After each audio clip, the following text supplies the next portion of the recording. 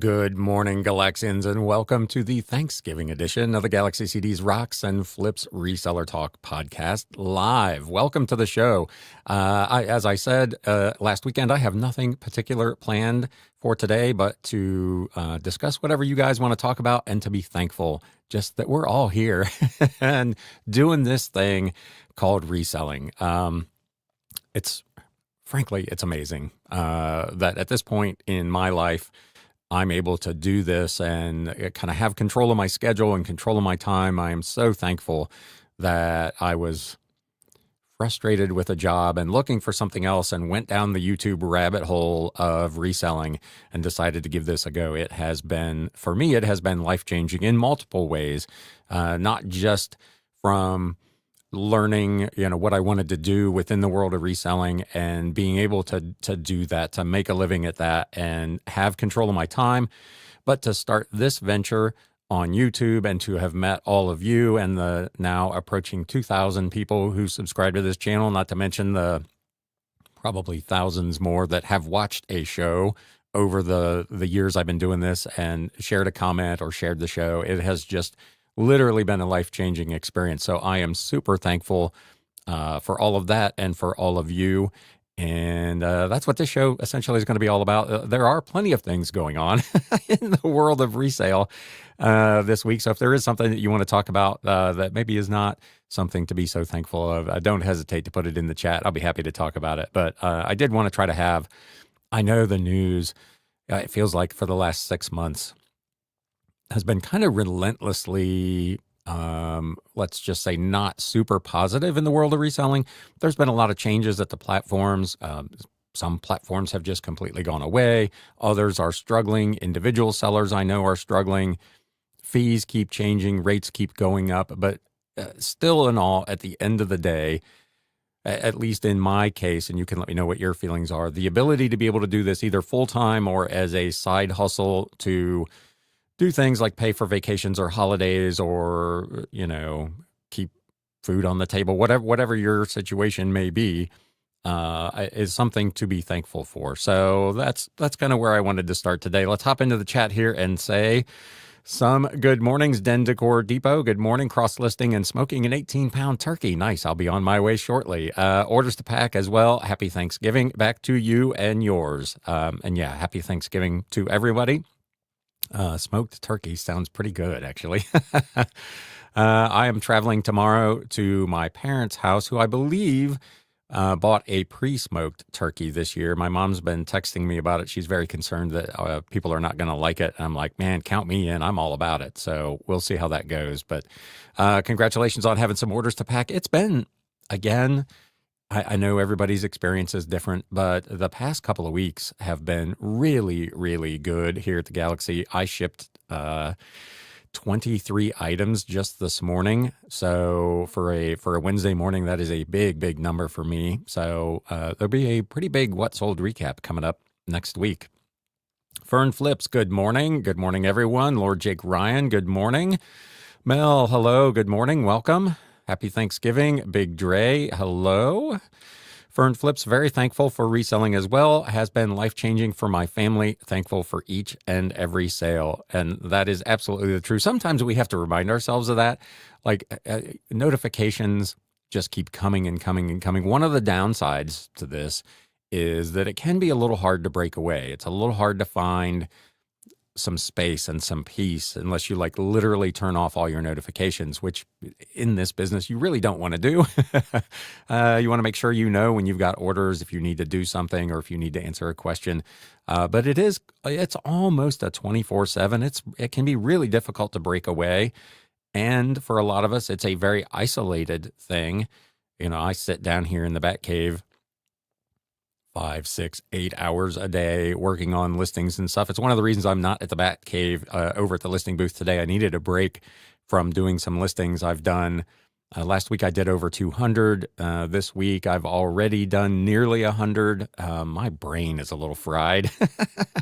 So I just wanted to sit and talk to all y'all today. But I'm still thankful, even with all those distractions, for, again, the ability to do this and not have to go back into the corporate workforce, which reminds me, there is a comment that was on the last video from member Black Cat Flips, who said that she is thankful for, she's a part-time reseller, but thankful for the opportunities that reselling affords me as I work to pivot from my 30 plus year career at a big box retail store. I'd be curious if you're here today, who that is. I spent most of my career working in big box retail as well. I was with Best Buy, Target, Office Max, Federated Department Stores. So I made the rounds in big box management as well. She goes on, I watch and lurk on your Whatnot shows, and I'm happy to see you gaining traction there. If you were on my show yesterday, there was not much traction gained. I had 19 items and didn't sell a single thing. So I will not be doing a show in the future dedicated strictly to photography books. Lesson learned. That was one of my most poorly attended shows. I think only 30 people actually popped in to see that one. So that was just a category. I had a bunch of them. I thought I would try it. It didn't work. I'll move on to the next. So she goes on, I'm thankful for you and the other YouTubers that are willing to share their journey and experience with us that are starting out on this unusual journey. I never thought I would be doing this, especially at my 50 plus years. I feel you on that one. But it is challenging and rewarding, and I really do enjoy learning and becoming a better, more successful me. Could not say it better myself. And for any of you that are new, my story is very similar. I was, what would I have been, 53, I think, at the time. And I had given up on my big box retail career, and I was in auto sales, and I was doing well. I was making good money, but the hours in that business are just insane. I was working 65, 70 hours a week. Sometimes if you had a late walk-in, you might not get out of there till 10 or 11 o'clock at night. This is all pre-COVID. A lot of that has changed. But I remember sitting in my little cubicle, looking out the window on a bright, sunshiny August day and saying to myself, I've got to find something else to do. This is killing me. And this is not how I want to spend the next decade or two of my working life. So that's when I went down the YouTube rabbit hole and discovered reselling. And literally within 2 weeks of starting just dabbling in it part-time, I jumped. I gave 1 month's notice at the car dealership that I was going to leave. And I really ramped up my listing and jumped in to full-time reselling in October of 2019 and have never looked back. My situation obviously is different from everybody else's. I was in a financial position where I could do that. I didn't have really, other than my house. I didn't have any debt. I had some money saved up, and I live in an area that's fairly inexpensive to live. So I had some advantages that other folks might not have, but it was still in all the best decision I ever made. Fern Flips says, thanks for keeping us connected with reselling. There is a lot of stuff that goes on in reselling news. And I always link to, and I talk about Liz over at Value Added Resource, and I don't even cover all of the things that she covers. I try to keep it to the things that I think might be most relevant for this particular audience. But if you're not a subscriber to her newsletter, I strongly encourage you to go do that. She is doing the work over there, has a terrific site, great reporting. She follows up on things when things change. She updates the articles. I mean, that is just a terrific resource. I try to give you a kind of the Reader's Digest condensed version for those of you who are booksellers that might get that joke. The things that I think would be most key in your day-to-day business, or the ones that are going to have the biggest impact on you. Operating on eBay, hello. Thankful for your channel. Thank you. I appreciate that. Thank you for taking time out and helping all of us.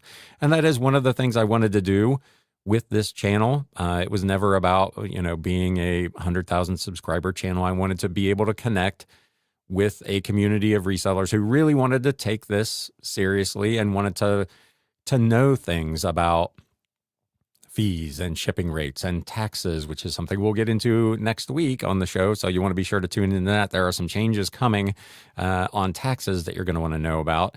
But I wanted to reach kind of a like-minded audience, and I didn't really see much like this out there in the world of YouTube. So I very much appreciate that you all appreciate it. There was another comment I clipped last week's episode, and I put out a short about the McAlpin's cookbook that I talked about in the What Sold segment, and someone commented, I literally just passed on a similar item about an hour ago. Wish I'd seen this sooner. And that, again, to me, I talk about all the time.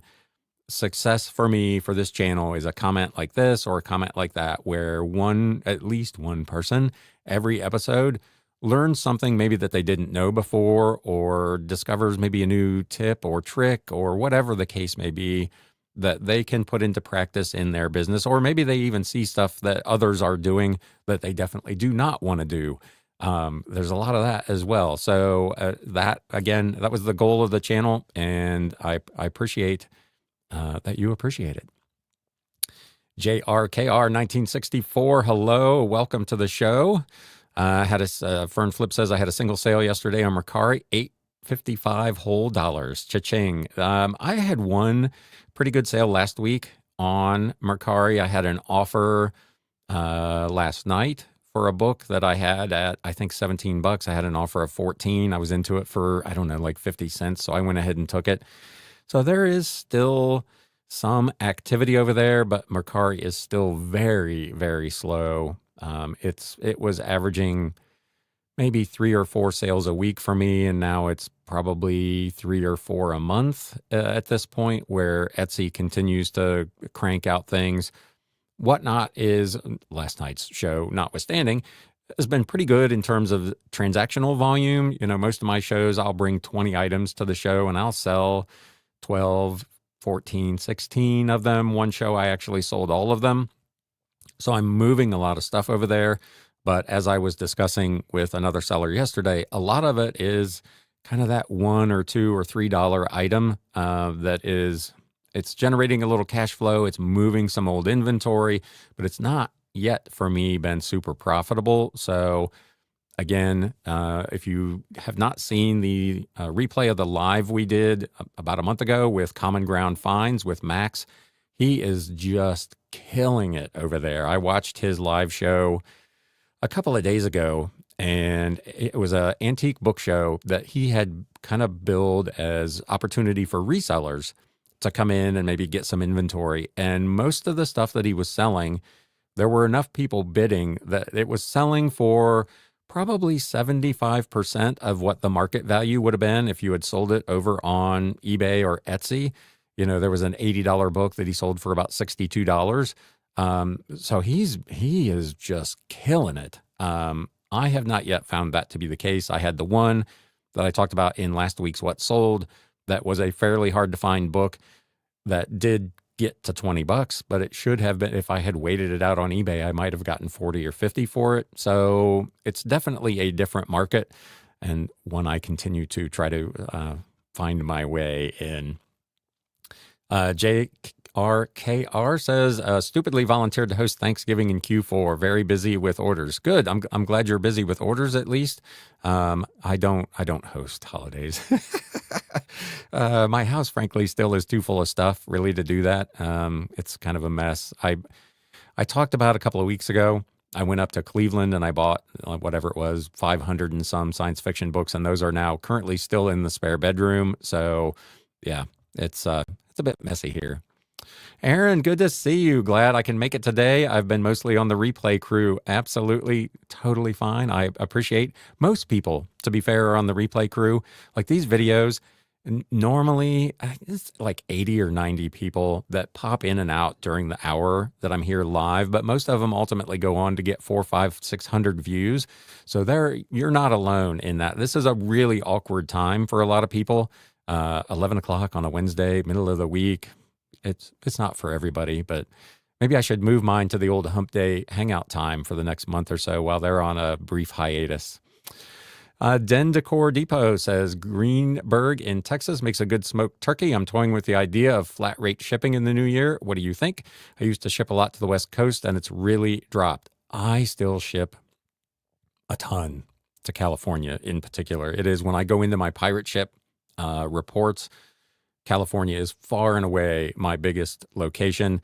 Again, most of what I ship is media mail, so it's not more expensive for me to ship out there from Ohio than it would be if I was in California, because that is essentially flat rate per weight anywhere in the US.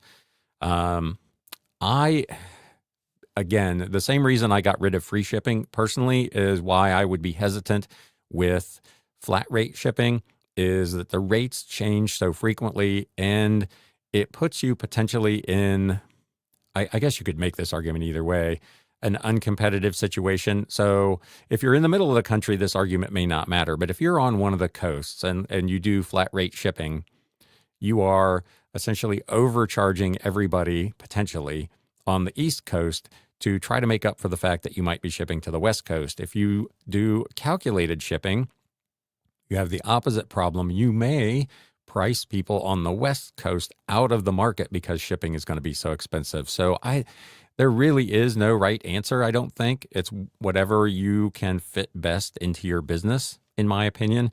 For me, again, with 90% of my stuff being media rate, it's just more convenient for me to do calculated shipping, buyer pays. And when I'm doing my product research, when I find a book that somebody is selling for $15.99 free shipping, and I know it's going to cost me $5 roughly to ship, that I need to price mine at $8.99 to be competitive on that item. So again, no one right approach.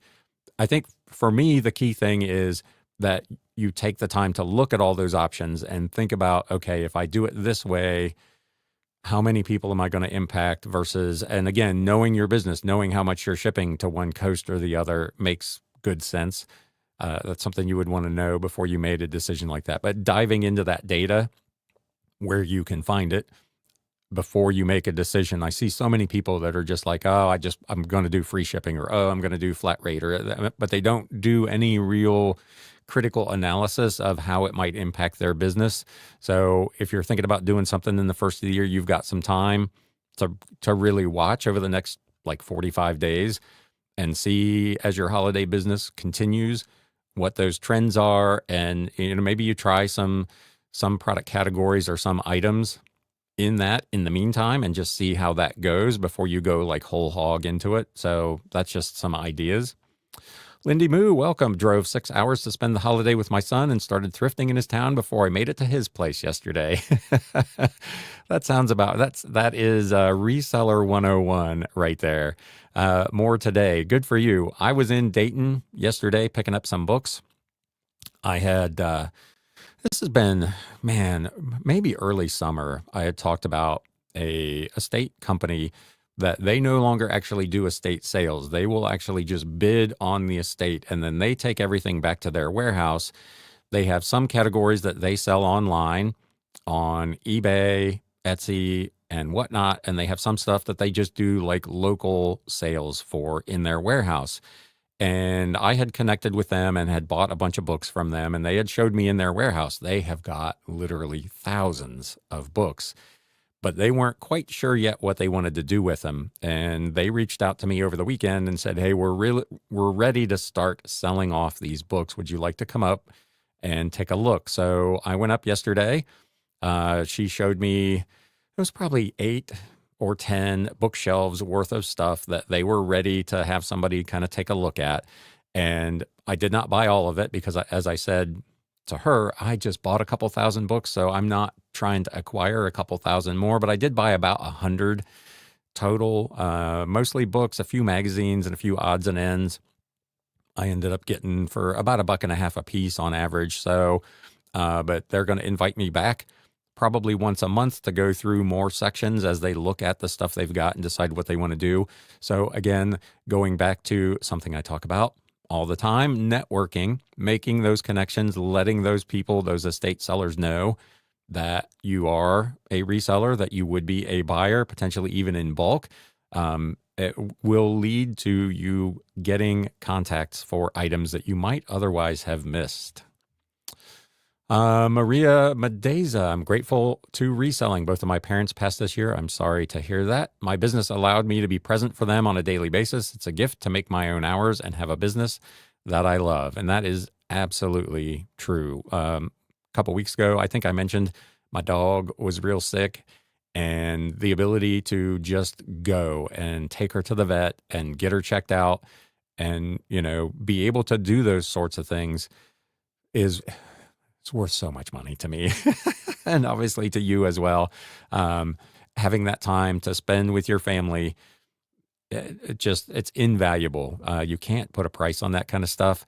And my parents, my mom maybe less so, but my dad does not really understand that because he ground away his whole life to make as much money as he could to provide for his family.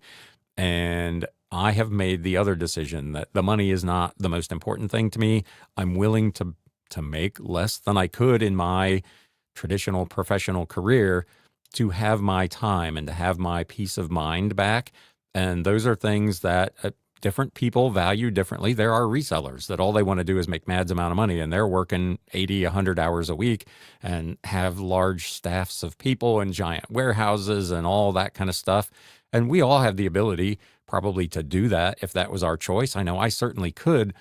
I don't want to do all of that. I don't want to deal with that drama. I don't want to have employees. I don't want to deal with employee payroll taxes and accountants and all. I don't want to have to manage people anymore after 30 plus years of doing that. So this for me was again an opportunity that I am super thankful for.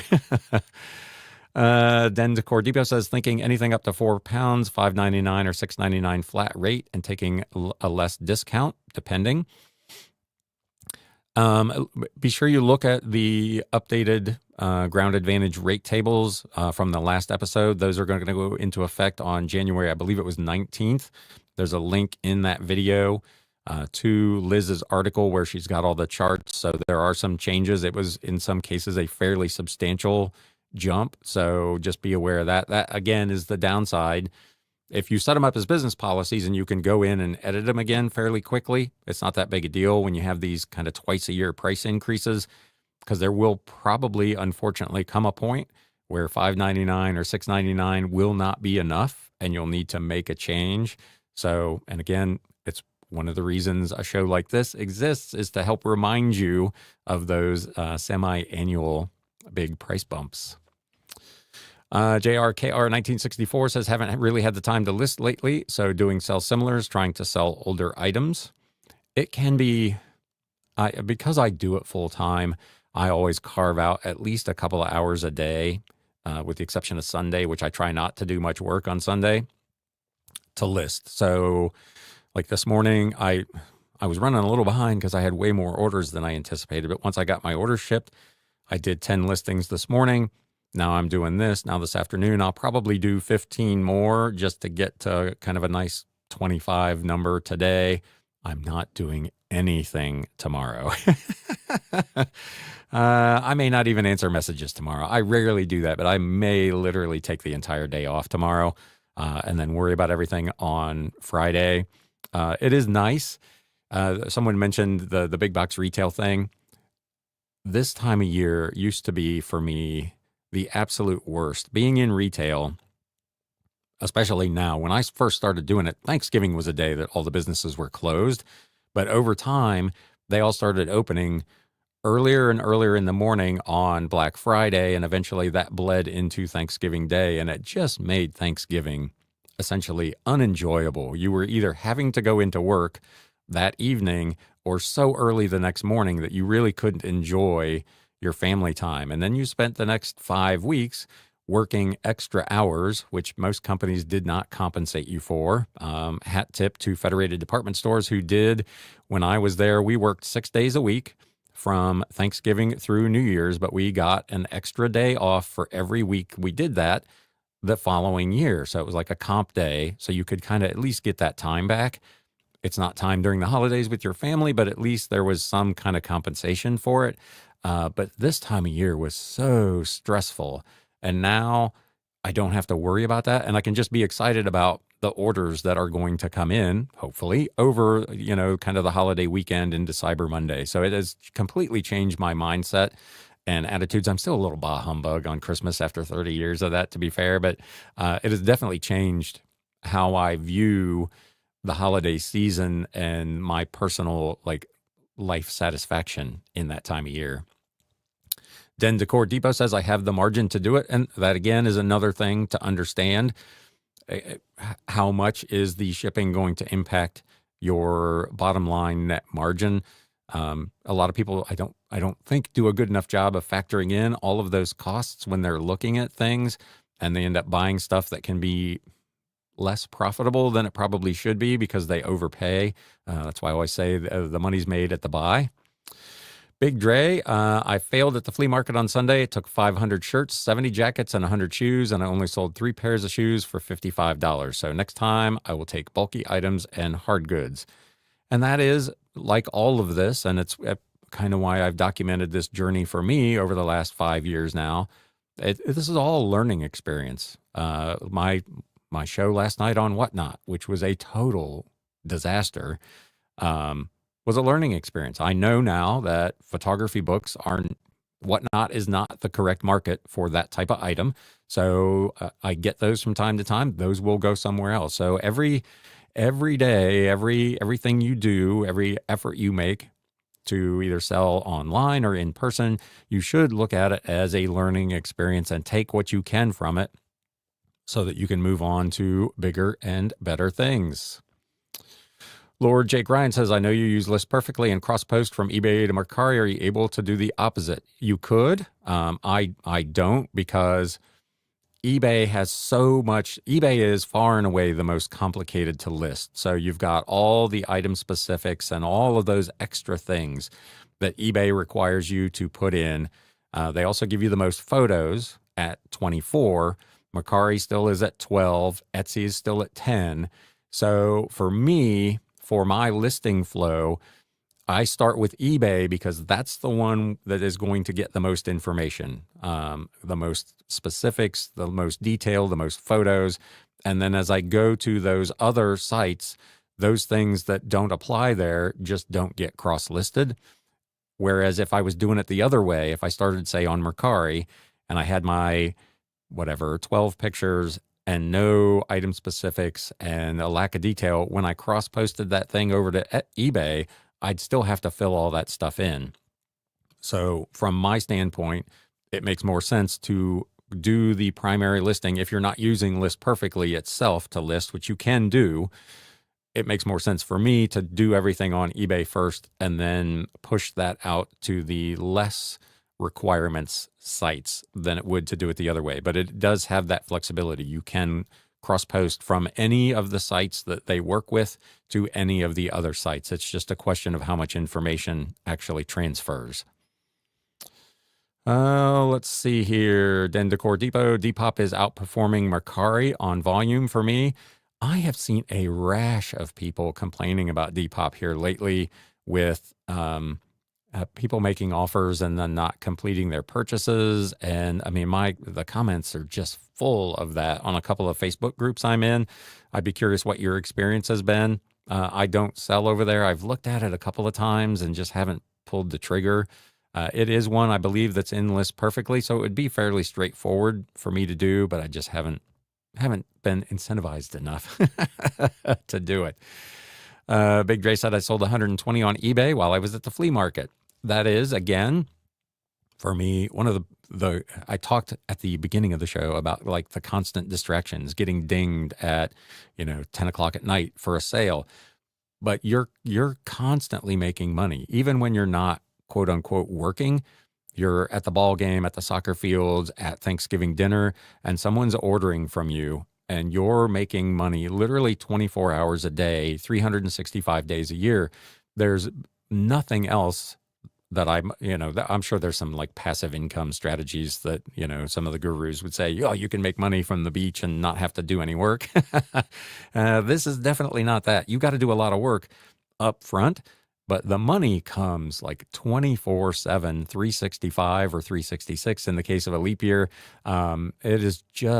It never ends. And that is such an awesome thing. I know there are business cycles. Some seasons are better than others, and a lot of sellers have wild swings where one day or 1 week they'll only sell a handful of items or maybe none at all, and others are killing it, and then it flips. So it's not super consistent, but the opportunity is there to make money literally all the time. Mel says, all the jobs I qualify for in my small town are low pay, high pain. My personality is suited to this, even with the first year bumps. It's exciting and such an opportunity. It is. And that first year should absolutely be a growth opportunity. And it's one of the reasons that so many sellers who do kind of this type of content talk about starting out with things you already own so that you're not investing a bunch of money in stuff that won't ultimately be profitable. You can learn the ropes without a big upfront investment. It doesn't require buying a warehouse or renting a storefront. You can do this from your living room, from your basement, from whatever, with stuff you already own, and start to learn the process. And then you can start to learn how to find good sales and how estate sales work. And it's step by step by step, you become better and better and better at this. And all of a sudden, before you know it, you're making some money. Den Decor Depot says, I would love to get into that business model eventually, warehouse and cleanouts. Yep, the estate cleanout piece for me, again, in a category like books, which is one that the estate sellers don't want to mess with. And there are, at least in my area, a pretty limited number of sellers that want to mess with. I'm currently on at least half a dozen estate companies' lists for books. And as I've talked about before, in some cases, they'll just tell me if I'll come pack them up and take them away, I can have them. How do you beat that? Big Dre says, I did give a business card to a reseller at the flea market that said he would be interested in buying a bulk lot of shoes from me. So there you go. Again, back to the networking. We all have stuff that we may not want to mess with. When I do like a big bulk buy, if I end up with, for instance, a bunch of photography books that are not going to sell on Whatnot, that are not super high value, but there's somebody out there that's their jam, you can find that person and make them a deal. I'm not trying to get rich on those. I just like to get them out of here and get on to things that I do want to sell. So yeah, those are great opportunities. And it pays to talk with anyone and everyone who comes across your path about what you do. JRKR says, got to run. Happy Thanksgiving, everyone. Thank you for coming out. And Playroom, hello. Welcome to the show. Appreciate you coming by. Let me know again in the chat if you have anything else you would like to discuss today. And ask and you shall receive. There's Operani on eBay. When you have a couple identical items, do you recommend listing as a quantity listing or list one at a time? So I just had this conversation the other day with, I can't remember the name, but we were talking about variation listings. And I generally don't use variation listings or quantity listings. I have a few that I'll do if I've got again, I deal mostly in older vintage books. And if I've got two of them or three that by some chance happen to be in close to identical condition, I will do it. New items, absolutely. If I've got 10 new in package, whatever the Go Wizzy happens to be, those absolutely I would do one listing with a quantity of 10. A bunch of CDs or, whatever, stuff like that, absolutely. But on older vintage books, I've got two books from 1910, and one of them's got a big stain on the cover and the other one doesn't. I may even want to price those things differently, let alone have just completely separate listings for them. So in that case, I do actual separate listings rather than one listing with a quantity. So I hope that makes sense. It depends really on the item and how much variation there is between the two. You could, I suppose, take a bunch of photos and label them as item 1, item 2 in the photos. It's just as easy to make a second listing if you're going to go through all that. So that's the approach that I take for that. I hope that helps. Record Crate, hey, hello, welcome. Thanks for coming out, and says hello to Jen. Again, anybody that has anything they would like to add in the chat that they're thankful for, doesn't necessarily have to be reselling related, let me know. I'm going to scroll down through some of the comments I received recently to see if there's anything else that we can talk about. Media Picker commented on a video I did a long time ago about when should I consider going full-time on eBay. and says, I still watch this from time to time for motivation. So that's cool. I appreciate that. Mel flips it, says, I did start reselling by decluttering last year and took the jump this year with vintage movie letters. I consign. Yes, you and I have talked about those big, like channel letters. Those are really cool. Neat things to have. I had a bunch of people that wanted I used to have my storefront when I had my retail CD and record store. And when I finally closed that, I had so many people trying to buy my sign from the front of my building and from the big sign out by the road. The problem was it was going to cost like $1,000 to get it taken off. And so it just didn't make sense for anybody financially to look at that. I'm sure somebody eventually took it down and probably scrapped it. But yeah, those things are really, really cool. There's some interesting old like neon signs and just, again, we talked about a couple of weeks ago, like people who just cut advertisements out of magazines and newspapers, all of those like weird, random things that you probably would not necessarily think about, like channel letters from old store signs. Who's going to want that? There are all kinds of people that want that for a variety of reasons, from collectible to making art out of them or whatever the case may be. There is literally money sitting around everywhere. Den Decor Depot, do you plan any changes in your business in the coming year?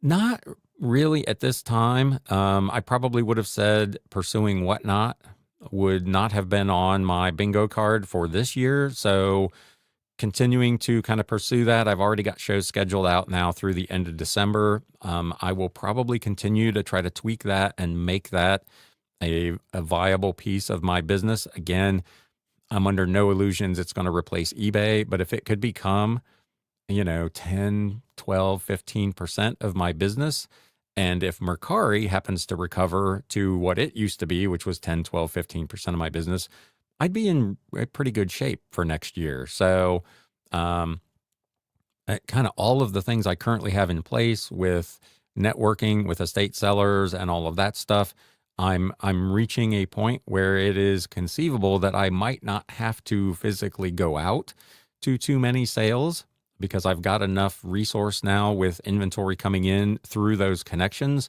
that it is going to change kind of my weekly work plan, because I'm not have to go. Even this year, 3 years ago, I was going to sales 2 or 3 times a week. This past year, I really was only going out once a week and maybe not even every week. And right now I'm in a place I have not gone to a sale in almost a month. And there's a really good chance I won't go to another sale until next year, because I've got so much inventory that I've acquired through these other sources. I'd be curious what your answers would be to that question. Are you planning to do anything different for next year? Mel Flips says, no need for it to be the last comment. The consignment let me source from their profit. Right. Yeah. Consignment can be really, really good, especially if it's like a high enough dollar item that you can make it work. There's a lot of discussion about what the split should be on a consignment. Should it be 50-50? Should it be 60-40? If it's a high dollar item, maybe it doesn't matter.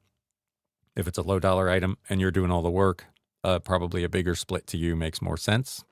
Media Picker, I was just talking about you. I'm here, better late than never.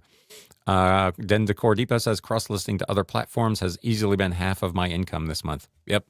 I've talked about that since I started doing it a couple years ago. It has been consistently 30% of my business is coming from platforms that I did not sell on previously. And if I can grow Whatnot into a similar thing, even though there's no cross listing there, it's a totally different type of platform. And to be fair, it's totally different merchandise that I'm putting over there right now at this point. It's kind of that lower volume, lower dollar type stuff. It's being, again, where your buyers are. There are buyers on Whatnot that are not going on eBay. There are buyers on Etsy that are not going on eBay. There are buyers on eBay that would never shop on Mercari. So getting your stuff into as many different places as you can and as makes sense for you to be able to kind of keep track of and manage that workflow just represents extra opportunity for income. Big Dre said one of the buyers at the flea market asked to exchange a pair of shoes he bought from me for another pair and pay the difference. I was annoyed, but if I didn't accept the exchange, I would have made less. Right. So those become those dreaded customer service questions. And what do you do? Do you just refuse it? Do you do the switch? Do you take them back? Do you do the return? Whether it's online or in person, those are always, they're never fun. All you can do is make the best of it. And, hopefully you'll be able to then resell that pair and all will come out in the wash. But yeah, I know that can be super frustrating. I'm going to hit my hot chocolate here. Give me 1 second.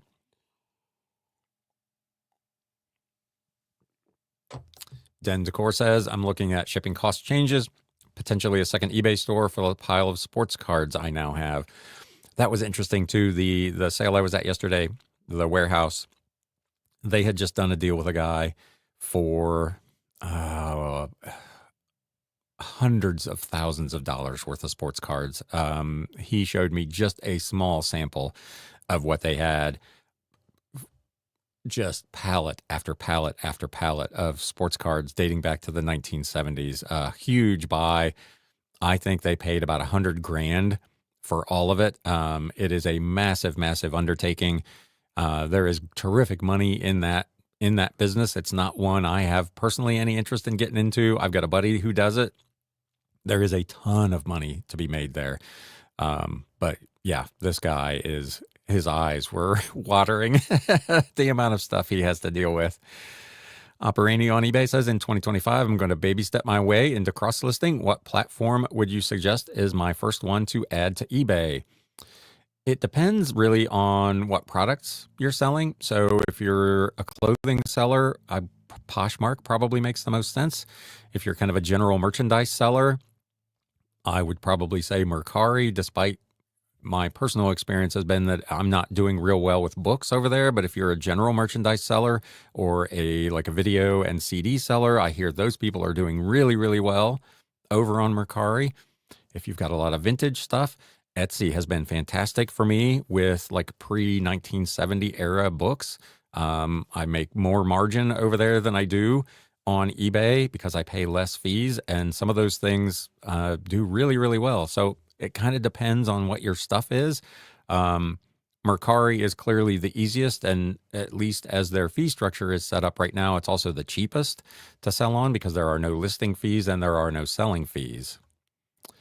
Mel flips it, says, anything you're going to do different or adjust next year, like more whatnot shows, or do you map out your per quarter, or did you when you were newer? I do kind of I don't have a monthly plan. I'm at a point where I look at kind of each week. I sit down at the end of the week and say, okay, next week Monday I'm going to do this, Tuesday I'm going to do that, Wednesday I'm going to do whatever.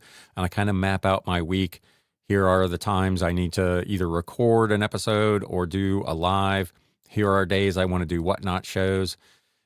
These are big listing days. This day I want to leave set aside for sourcing. So I do kind of a weekly plan, thinking out a year down the road. Would I lean more into doing more whatnot shows? Possibly. As I acquire more and more inventory, it may become more important for me to try to move through it more quickly, and doing more shows over there might be more helpful. Again, to use Max, Common Ground Finds, as an example, he's doing sometimes 11, 12, 13 shows a week, 2 or 3 a day for various different product categories.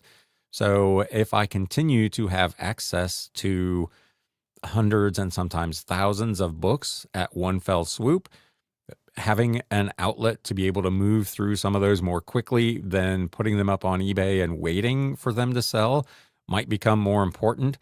I'm starting to bump up against how much time am I willing to spend? Because the way I'm doing, if you've not been to one of my whatnot shows, I've got 2 coming up on Friday. Come see what I'm doing over there.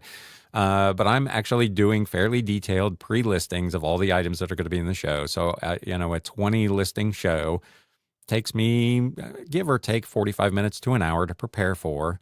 Then setting up all this equipment. You can't see it from where you're at now, but if you've attended one of my shows, I've got 3 cameras in here that I use, and I've got music playing, and I've got graphics and sound effects. It's a pretty big production. So getting all that set up takes a little bit of time. Then the show takes an hour, maybe an hour and a half, and then you got to ship all the stuff, which is another maybe hour. And if I'm doing 2, 3, 4, 5 of those a day, where else can I carve out some time? Because I got into this for the time. I'm not trying to work 80 hours a week. So I've got to find that balance again. So that would be, I guess, my biggest question is how I grow my business and how I grow whatnot relative to what I do elsewhere without getting into a point where I'm working 10 hours a day, 6 or 7 days a week. Mapping out my week in advance does help me with that because I know I kind of have my targets, how much stuff I want to list, how much stuff I want to make sure I get listed on each site, primarily eBay. And then right now, secondarily, whatnot, what does that piece of my business look like? And then do I need to source? Do I have an opportunity to go do a buy? And getting all that mapped out so that I don't get to Friday and say, oh my gosh, I didn't get anything done, which we have all done. Suzanne Roll, hello, welcome. I don't think I've seen that name before. Worked in a sign shop for 25 years. People love to come in and offer to buy old sign stuff that was taken down from buildings. Absolutely. Yep. Like I said, I can't tell you how many people that messaged me on Facebook. Can I get that sign? I couldn't even, I wasn't willing to pay another $1,000 to get a sign I'd already paid $1,000 to have installed, not once, but twice, because I moved once. Yeah, no, it was cool. It would have been nice to have, but not for that kind of money. Media Picker says, I plan on sourcing more through Facebook Marketplace and through eBay bulk CD lots to keep increasing my inventory to eventually do this full time. There you go.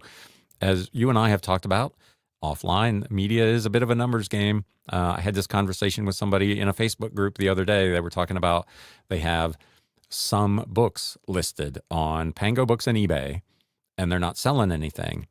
And I looked at their store, and they've got like 25 listings. And I'm like, the odds of selling a particular book of the millions of books that are out there are not really all that high. You've got a lot of competition. If you're not priced competitively with a good listing, that narrows your options even further. So the odds of selling any particular piece of media, a book, a CD, a record, or whatever, it's just not that high.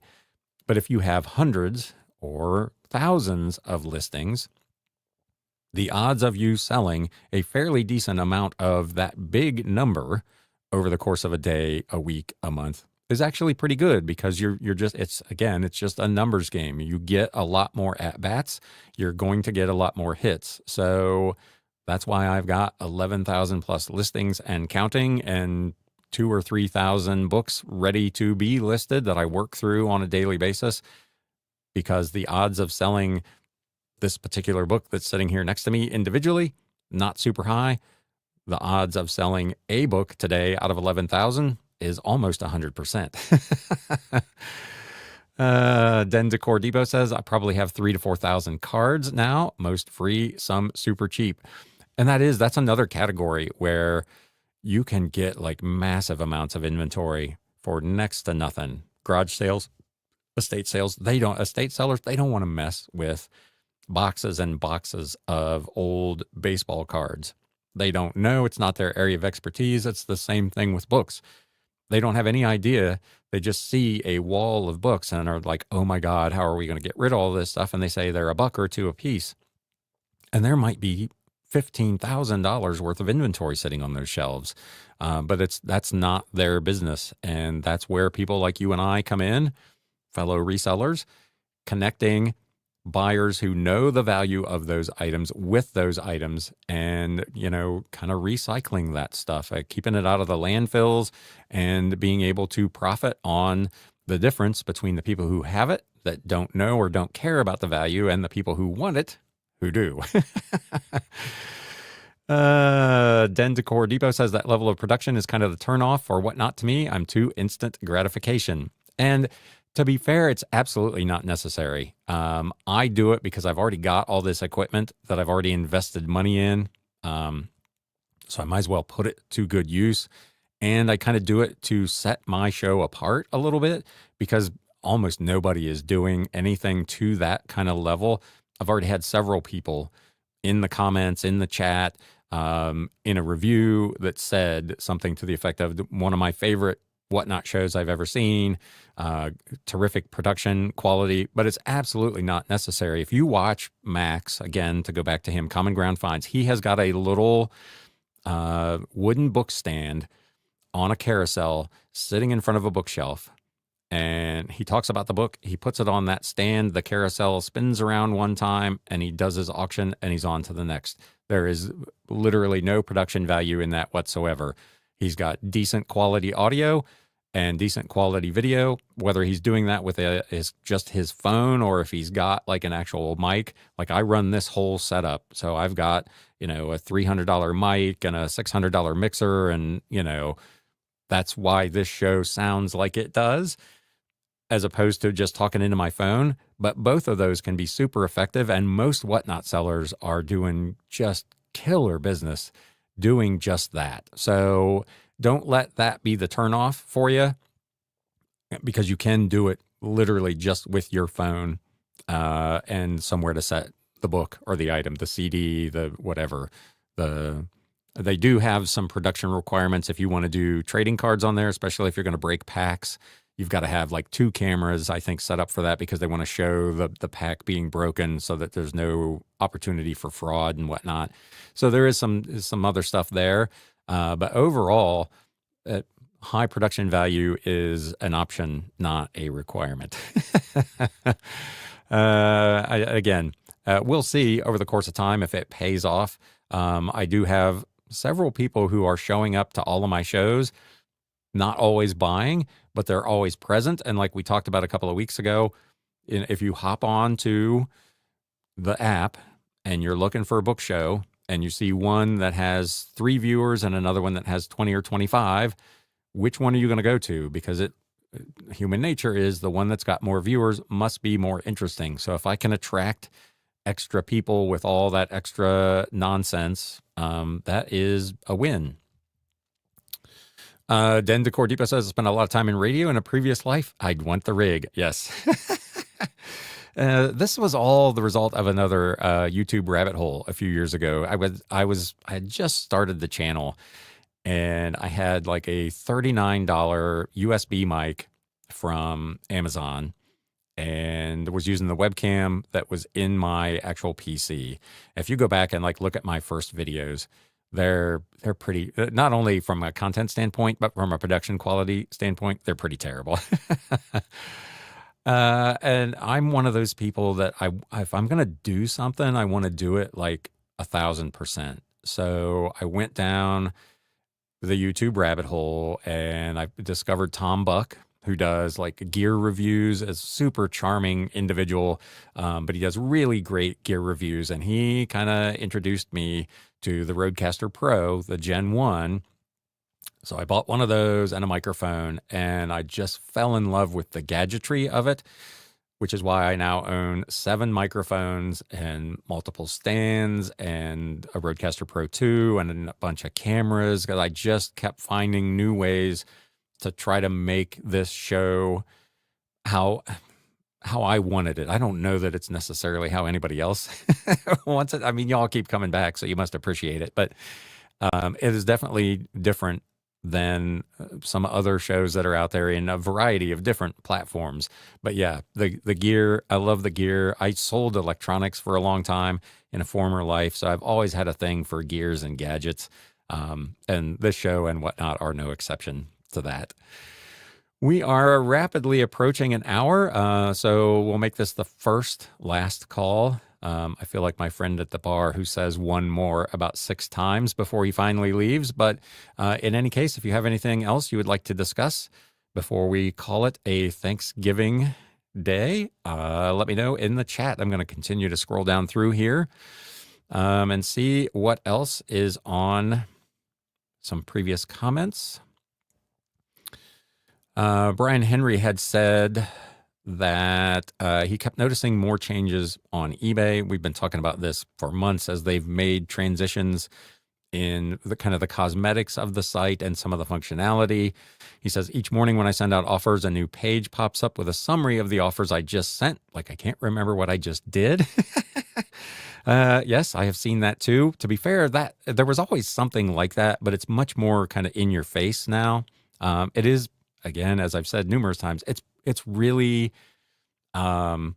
aesthetically pleasing, but I'm not sure it's necessarily beneficial. So what do we got here? My mouse is not working. Thanks for the super chat. Thank you so much. I appreciate that. Again, I appreciate that you appreciate it. It means the world to me, like I said, to know that the people who come every week or the people who just popped in for the first time, which has been the case on Whatnot, are like, wow, this is interesting and this is cool. So I appreciate that very, very much. Thank you.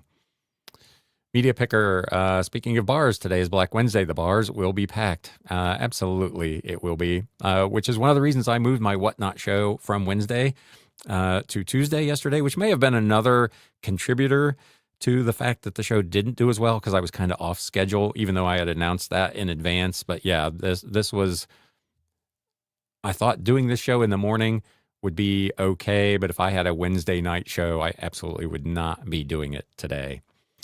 Mel Flipsit says, I'm grateful for your channel and you, Ryan. Thank you for your help. This channel has helped me scale, living the dream. Awesome. That's what we want to hear. Den Decor Depot says, thank you for everything.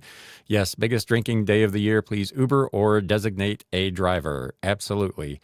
I'm sure the law enforcement will be out in force tonight as they are New Year's Eve as well. So yes, if you're out and about, make sure you stay safe this evening. Lord Jake Ryan says, you can't stop the show. I have nothing else to put on while I'm working. Get off at 2 and I go back to the bar, back and the bar after. Yeah, there you go. Let me scroll down through here and see if there's anything else while you guys continue to hit me up in the chat. Mel Flipset had commented, I had a book in my science fiction show the other day. I just talked about it a little bit ago that sold for a pretty good price. And it was a book written by John Hill was the pen name, but it was actually Dean Koontz. I talked about it in the What Sold recap. And she had commented that she learned something new about his nom de plume. So again, I know sometimes people find kind of the What Sold thing, especially when it's a bunch of books, a little bit monotonous, but there are nuggets of things there that you can learn from. So I will continue to do them if you continue to enjoy them. And once again, Thanks for the super chat. thank you so much, Brandon. I appreciate that. Happy Thanksgiving. I may be picking your brain in the near future as I go through this reselling journey. Absolutely. That's why this channel is here. I always appreciate the messages that I get. I have several of you know I've already spent some time with you one-on-one in a StreamYard or a Zoom call. So if you have something specific you'd like to try to see and I can help in any way, I absolutely don't mind to do that. I'm not one of these resellers that feels like I'm in competition with all of you. I want all of us to succeed. There's enough stuff and there is enough buyers out there for everybody to be able to do well at this. The ones that want to do the work, that will put forth the effort, that will learn the business, whatever their particular choice of category would be, whether it's books, records, clothing. If you'll do the work and put in the work and learn the merchandise and learn how the platforms work and how you can make them work for you, we should all be here to support each other because in the scheme of things, we're a pretty small percentage of the overall population. So anything we can do to support each other is absolutely beneficial.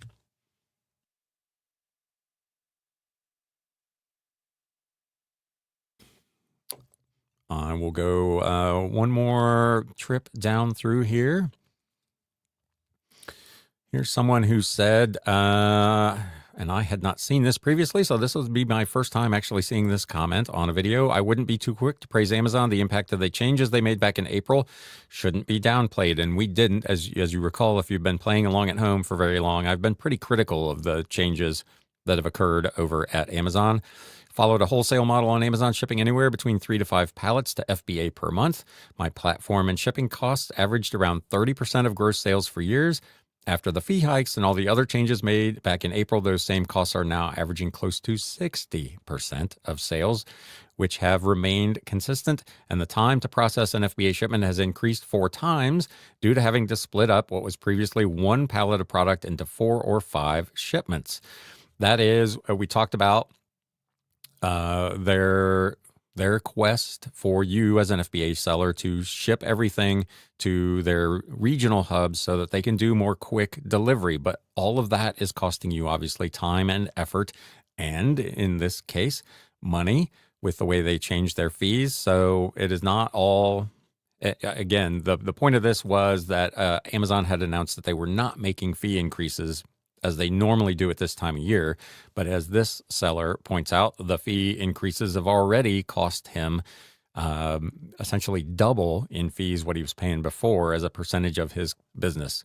Not to mention the limiting of FBA allotted storage in addition to the new low inventory penalties, which we've also talked about per product, mean you have to manage how much you ship at a time.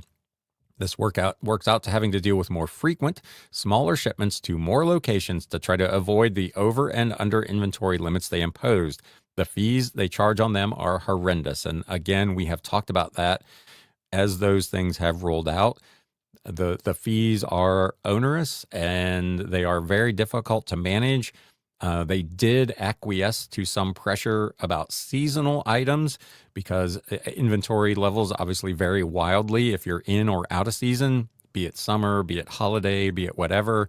So they did make some adjustments for that. But overall, it's a very difficult thing to manage for an individual who's trying to run a business. I believe any positive changes when I actually see them. In the meantime, I've paused my business on the platform. Putting 4 times more work for half the return is just not a healthy business model, they said.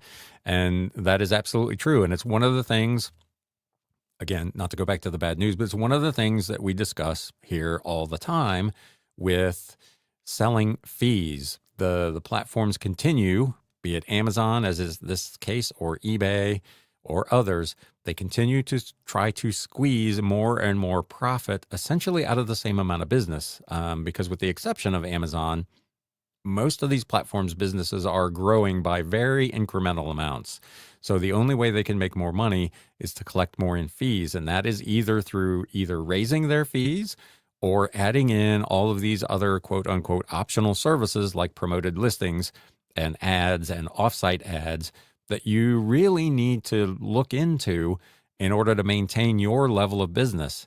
And there comes a point where it is very, very difficult as an individual seller, unless you have got just massive, massive margins, to make the math make sense. I was talking to, again, the seller yesterday, and they're considering dropping a couple of platforms just like this person did with Amazon, simply because the fees have gotten to the point where they can no longer justify doing business on that platform. So it is very, very difficult out there. And I empathize, especially with the people over on Amazon, because it is a tough way to make a living. It's one of the reasons I don't sell over there, as I have talked about on more than one occasion.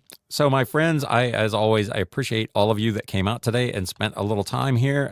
Thank you, Media Picker. And I believe I can't tell. I think, is it Hog or Hag? My bifocals are not working real well, and it's really small up there. For the Super Chats, I really appreciate that very much. I hope everybody has a terrific holiday tomorrow. Take the day off, enjoy it with family, and come back for the weekend ready to go. My friends, it's time to sell. Thanks, guys.